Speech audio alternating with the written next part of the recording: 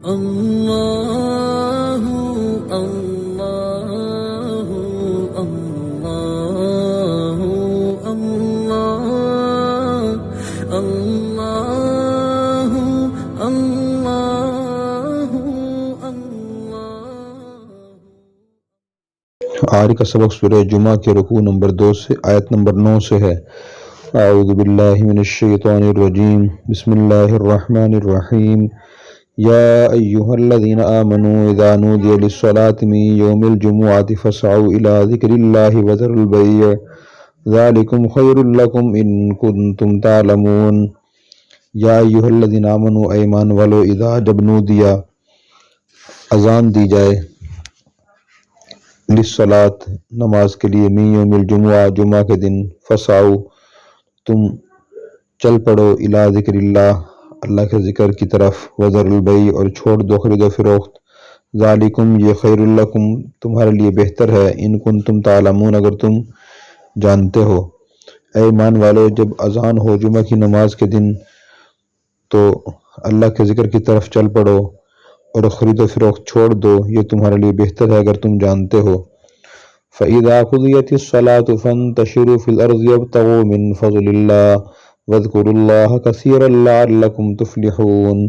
فَإِذَا پھر جب قُضِیت پوری ہو جائے، الصلاۃ نماز، فَانتَشِرُوا تم پھیل جاؤ، فِي الْأَرْضِ زمین میں، وَابْتَغُوا اور تلاش کرو، مِنْ فَضْلِ اللَّهِ اللہ کا فضل، وَاذْكُرُوا اللَّهَ اور یاد کرو اللہ کو، کثیراً بہت زیادہ، لعلکم تفلحون تاکہ تم کامیاب ہو جاؤ۔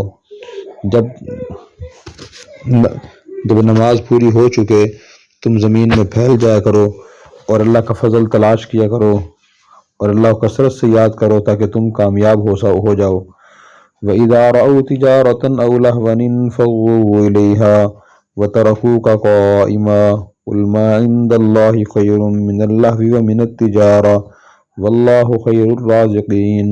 وَإِذَا اور جب رَأَوْا وہ انہوں نے دیکھی، تجارت، او لہو یا تماشا، انفضوا وہ چلے گئے، الیہا اس کی طرف، وترکوکا انہوں نے چھوڑ دیا آپ کو، قائمہ کھڑی حالت میں، قل فرما دیجئے، ما عند اللہ جو کچھ اللہ کے پاس ہے، خیرن بہتر ہے، من اللہ بھی تماشے سے، من التجارہ اور تجارت سے، واللہ خیر الرازقین اللہ بہتر روزی دینے والے ہیں۔ یہ سورہ جمعہ کا دوسرا رکوع ہے۔ اس میں اللہ تبارک و تعالیٰ نے مسلمانوں کو کچھ جمعہ کے آداب سکھائے ہیں۔ جمعہ کا دن بڑا فضیلت والا دن ہے، اس کو حدیث میں سید الایام کہا گیا ہے، اور یہ مسلمانوں کے اجتماع کا دن ہے۔ آسمان و زمین اور تمام کائنات کی تخلیق اللہ تعالیٰ نے 6 دن میں فرمائی ہے۔ ان 6 میں سے آخر دن جمعہ کا دن تھا جس میں تخلیق مکمل ہوئی۔ حدیث میں آتا ہے کہ اسی دن حضرت آدم علیہ السلام پیدا کیے گئے، اسی دن کو جنت میں داخل کیا گیا، پھر اسی دن کو جنت سے دنیا کی طرف بھیجا گیا اور دنیا میں انسان آباد ہونا شروع ہوئے، اور جمعہ کے دن ہی قیامت قائم ہوگی۔ پھر حدیث میں یہ بھی ہے کہ جمعہ کے دن ایسا وقت بھی ہے اگر اس میں مسلمان دعا کرے تو وہ دعا قبول ہوتی ہے۔ یہ سب باتیں صحیح احادیث میں ہیں۔ وہ وقت کون سا ہے جمعہ کے دن، اس کے بارے میں اختلاف ہے، علماء نے احادیث میں غور و فکر کرنے کے بعد 2 اوقات کی تعیین کی ہے۔ نمبر 1 نماز جمعہ شروع ہونے سے ختم ہونے تک کا وقت، نمبر 2 خطبوں کے درمیان جو امام بیٹھتا ہے اس وقت، بلکہ ایک وقت تو یہی ہے۔ دوسرا وقت علماء نے فرمایا کہ جمعہ کے دن نماز عصر کے بعد سے مغرب تک کا جو وقت ہے اس وقت دعا قبول ہوتی ہے، اور زیادہ جو دلائل سے تائید ہوتی ہے دوسرے وقت کی ہے، یعنی جمعہ کے دن عصر کی نماز کے بعد سے مغرب تک کا جو وقت ہے اس وقت دعا قبول ہوتی ہے۔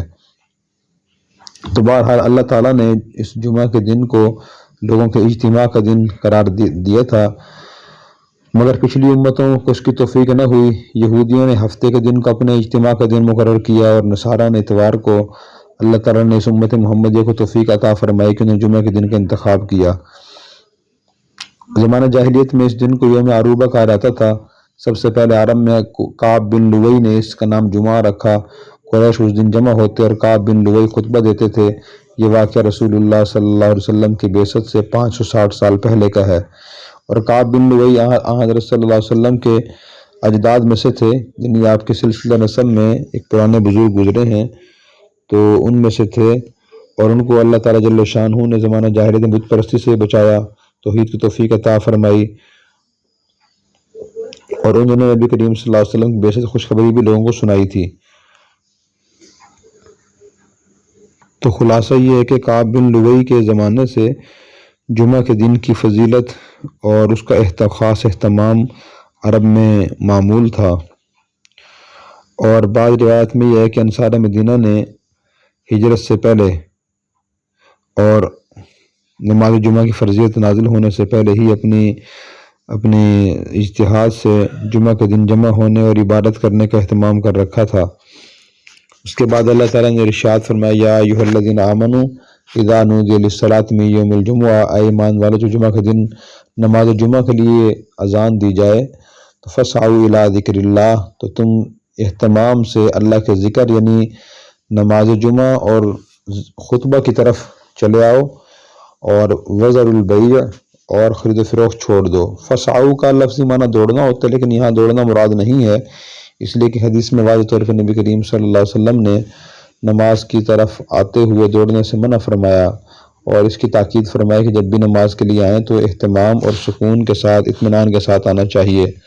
اور ذکر سے مراد یہاں نماز جمعہ اور خطبہ ہے، کہ جب خطبہ کا وقت ہو اور نماز کا وقت ہو تو اس وقت مسجد میں مسلمان کو ہونا چاہیے اور اس کی طرف اہتمام سے آنا چاہیے۔ اور اس اہتمام میں یہ بھی داخل ہے کہ آدمی جمعہ کی تیاری کرے، جیسا کہ حدیث میں اس کے فضائل آئے ہیں کہ آدمی جو جمعہ کی نماز کے لیے آئے تو سب سے پہلے وہ غسل کرے، پھر اس کے بعد اس کے پاس کوئی تیل خوشبو ہو تو وہ استعمال کرے، اس کے پاس جو اچھے کپڑے ہوں وہ پہنے، پھر اس کے بعد جب وہ نماز جمعہ کے لیے مسجد میں آتا ہے تو اللہ تبارک و تعالیٰ اس جمعہ سے اس سے جمعہ کے درمیان جتنے گناہ ہوتے ہیں، ایک ہفتے گناہ، اللہ تعالیٰ وہ معاف فرما دیتے ہیں۔ اس لیے ایک مسلمان کو جمعہ کی نماز اور جمعہ کے دن کو خاص اہمیت دینی چاہیے، اور اسے عام دنوں کی طرح ایک دن سمجھ کر نہیں گزارنا چاہیے۔ پھر فرمایا وذروا البیع، خرید و فروخت چھوڑ دو۔ خرید و فروخت سے مراد وہ تمام کام ہیں دنیا کے جو اللہ کے ذکر یعنی جمعہ کی نماز اور خطبہ میں رکاوٹ بنے۔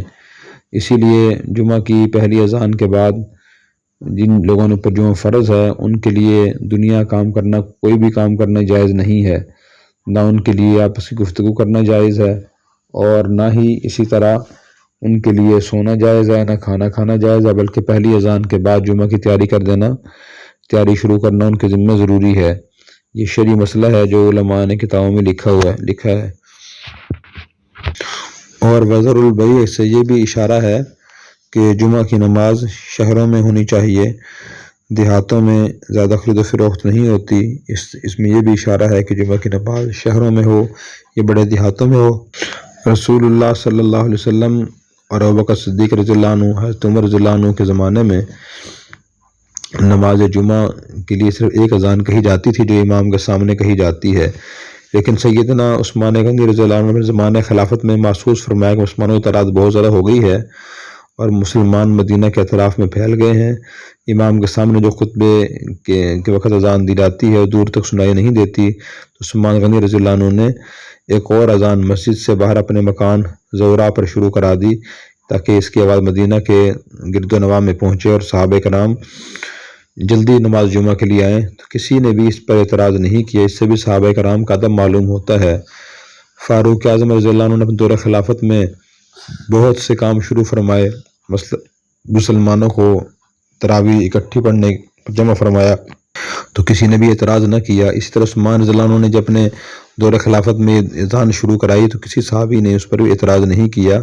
اس سے ان صحابہ کرام کے ہاں ادب و احترام کی اہمیت معلوم ہوتی ہے کہ اگر بڑے دیندار اشخاص کوئی جائز کام شروع کرائیں تو حتی الوسع ان کا احترام کرنا چاہیے اور اس کام کو تسلیم کرنا چاہیے۔ جبکہ ہمارے ہاں بے ادبی کا رواج بہت زیادہ ہے کہ ہر چھوٹا بڑے کے کام پر اعتراض کرنے کی یا تنقید کرنے کی پوری کوشش کرتا ہے، اور اس کو دین کی حفاظت اور ادب سمجھا جاتا ہے کہ ہم دین پر آنچ نہیں آنے دیں گے اور کسی طرح بھی دین کی کوئی تبدیلی نہیں ہونے دیں گے۔ نبی کریم صلی اللہ علیہ وسلم نے بھی ارشاد فرمایا دین کلہ ادب، دین سارے کا سارا ادب ہی ادب ہے۔ اور آگے بھی معلوم ہوگا کہ شروع میں نبی کریم صلی اللہ علیہ وسلم نماز جمعہ کے بعد خطبہ ارشاد فرماتے تھے، لیکن پھر بعد میں آپ نے نماز جمعہ پر خطبہ شروع فرما دیا۔ تو اس طرح کوئی دیندار بڑے حضرات کی معمولی کو تبدیلی فرمائے اسے قبول کرنا چاہیے۔ امت کے اس بات پر اجماع اور اتفاق ہے کہ جمعہ کے دن ظہر کے بجائے نماز جمعہ فرض ہے، اور اس پر بھی اتفاق ہے کہ نماز جمعہ عام 5 نمازوں کی طرح نہیں ہے بلکہ اس سے کچھ مزید شرائط بھی ہیں۔ البتہ ان شرائط کی تعیین میں پھر فقہا کے درمیان اختلاف ہے۔ مثلا ایک شرط اور فرق تو عام نمازوں سے جمعہ کی نماز کا یہ ہے کہ عام نمازیں 5 نمازیں تو آدمی تنہا بھی ادا کر سکتا ہے، وہ ادا ہو جاتی ہیں، اور 5 نمازیں 2 آدمی جماعت کے ساتھ بھی ادا کر سکتے ہیں، لیکن نماز جمعہ کے لیے مزید کچھ شرائط ہیں۔ جماعت کی تعداد میں بھی فقہاء کرام کے اقوال مختلف ہیں۔ اسی طرح نماز پنجگانہ ہر جگہ دریا، پہاڑ، جنگل میں ادا ہو جاتی ہے، مگر جمعہ جنگل صحرا میں کسی کے نزدیک ادا نہیں ہوتا۔ عورتوں، مریضوں، مسافروں پر جمعہ کی نماز فرض نہیں ہے، وہ جمعہ کے بجائے نماز ظہر پڑھیں۔ جمعہ کس قسم کی بستی والوں پر فرض ہے، اس میں فقہا کا اختلاف ہے۔ امام شافعی رحمۃ اللہ علیہ کے نزدیک جس بستی میں 40 آزاد عاقل بالغ مرد رہتے ہوں اس میں نماز جمعہ ادا ہو سکتی ہے، اس سے کم میں نہیں ہو سکتی۔ جس بستی میں تعداد 40 سے کم ہو وہاں نماز جمعہ ادا کرنا ان کے ہاں جائز نہیں ہے۔ امام مالک رحمۃ اللہ علیہ کے نزدیک ایسی بستی کا ہونا ضروری ہے جمعہ کے جواز کے لیے جس کے مکانات متصل ہوں اور اس میں بازار بھی ہو۔ امام اعظم ابو حنیفہ رحمۃ اللہ علیہ کے نزدیک جمعہ کے لیے شرط ہے کہ وہ شہر یا بڑا دیہات ہو جس میں گلی کوچے بازار ہوں اور ضروریات کی چیزیں وہاں ملتی ہوں، کوئی قاضی یا حاکم فیصلہ کرنے کے لیے متعین ہو۔ اس طرح کی شرائط اور تفصیلات ہیں، اور خلاصہ ان کا فقہ حنفی کے مطابق یہ ہے کہ جہاں اس علاقے میں اور اس بستی میں جمعہ کی نماز جائز ہے جہاں ضرورت کے تمام اشیاء ملتی ہوں اور اس کی آبادی کم از کم 3000 ہو، جس علاقے کی آبادی 3000 سے بھی کم ہو اور وہاں ضرورت کی اشیاء نہ ملتی ہوں، گلی کوچے نہ ہوں، بازار نہ ہو، تو وہاں جمعہ کی نماز ادا کرنا جائز نہیں ہے۔ شہروں میں جہاں جمعہ کی نماز فرض ہے وہاں مریض، مسافر، عورت پر فرض نہیں ہے۔ اگر یہ جمعہ کی نماز ادا کر لیں ان سے ظہر کی نماز معاف ہو جائے گی۔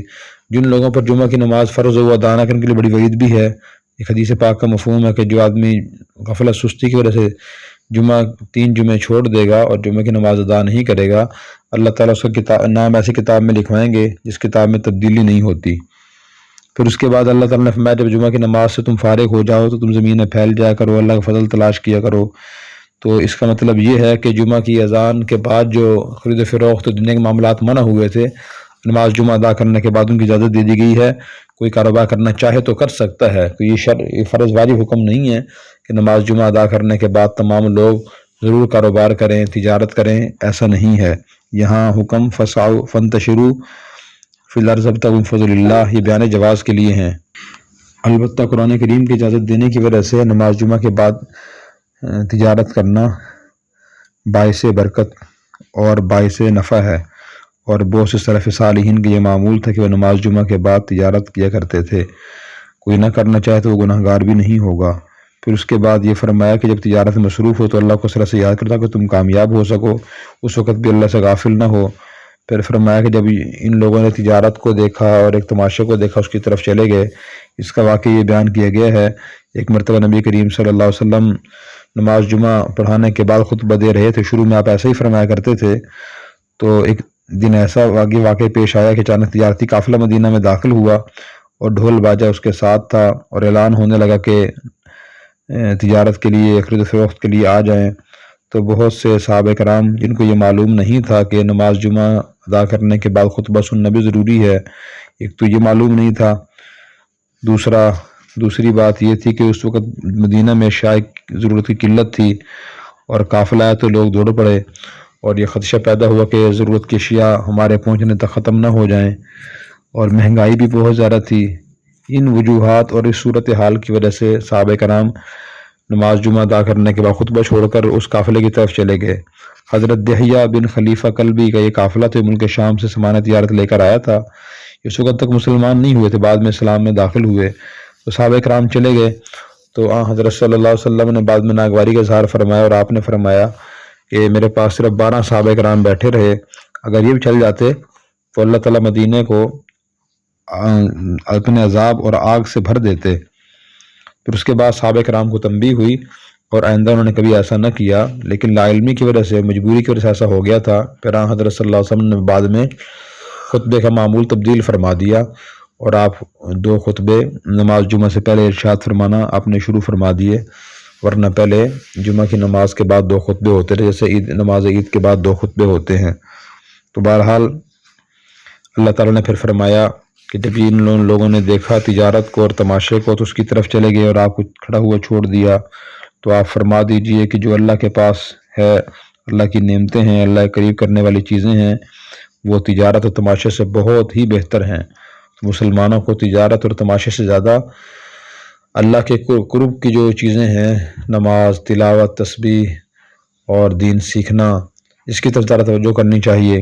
پھر فرمایا کہ واللہ خیر الرازقین، اللہ سب سے بہتر رزق دینے والا ہے۔ یہ بہت جاندار جملہ ہے کہ اللہ سب سے بہترین رزق دینے والے ہیں۔ انسان جب صحیح طریقے سے کوشش کرتا ہے، اللہ کے بندوں کے حقوق ادا کرتا ہے، پھر رزق کے لیے بھی کوشش کرتا ہے، تو اللہ اسے بہترین رزق عطا فرماتے ہیں۔ اللہ تعالی ہم سب کو رزق حلال وسعت اور آسانی سے عطا فرمائے، اور جمعہ اور نماز جمعہ کے آداب سیکھ کر ہمیں ان کو ادا کرنے کی توفیق عطا فرمائے۔ ایک آج عام خامی مسلمانوں میں یہ بھی ہے کہ جمعہ کی نماز کے لیے بہت تاخیر سے آتے ہیں۔ نبی کریم صلی اللہ علیہ وسلم نے اپنی حدیث مبارکہ میں اس کی بہت زیادہ تاکید فرمائی ہے کہ مسلمان نماز جمعہ کے لیے جلدی آنے کی کوشش کریں۔ اللہ عمل کی توفیق عطا فرمائے۔ اور اگر آپ نے ابھی تک ہمارا چینل سبسکرائب نہیں کیا تو فوراً سبسکرائب کیجئے، ساتھ ہی بیل آئیکن پر کلک کریں تاکہ مزید آنے والی ویڈیو ہے وہ آپ کو وقت پر ملتی رہیں۔ اللہ حافظ۔